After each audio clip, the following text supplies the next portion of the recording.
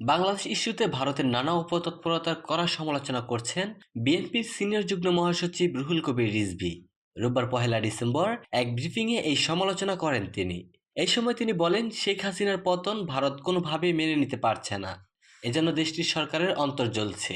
স্বৈরাচার শেখ হাসিনা সরকারকে সরিয়ে দেশের মানুষ স্বস্তিতে আছে জানিয়ে রিজভী বলেন, জাতি, ধর্ম, বর্ণ নির্বিশেষে সকলেই যখন স্বস্তির নিঃশ্বাস ফেলছে, ঠিক তখনই ভারত সরকারের সর্বস্ব হারানোর বেদনা বৃদ্ধি, অস্থিরতা আর অস্বস্তি বিস্ময়কর রকমের প্রকট হয়ে উঠছে। শেখ হাসিনার পতন হজম করতে পারছে না ভারত সরকার। হাসিনার পতনে তাদের অন্তরে ভয়ঙ্কর অনল দহন চলছে। এর কারণ অতিমাত্রায় দাদাগিরি করার ফলে ভারতের সঙ্গে তার প্রত্যেক প্রতিবেশীর সম্পর্ক তলানিতে। শুধু হাসিনার ঘাড়ে শহর হয়ে একচ্ছত্র কর্তৃত্ব স্থাপন করছিল বাংলাদেশের উপর।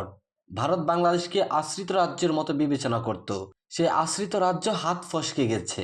এ সময় রিজভী আহমেদ আরো বলেন, বিগত 15 বছর হাসিনাকে সামনে রেখে ভারত বাংলাদেশকে কার্যত দখল করে নেওয়ার চেষ্টা করেছিল।